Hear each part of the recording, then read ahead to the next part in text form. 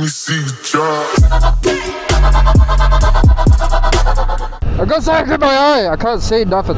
If you ride a motorcycle, what's your go-to safety gear? Is it jeans and a hoodie? Is it textiles? Is it even leathers? I met ARN Leathers at BSB Donington and he done all my measuring up. We all know what happened there. He's just called me today saying, hey bro, I'm close by, I got your leathers, come grab them. What is that? I've never seen one of them. How you doing, dude?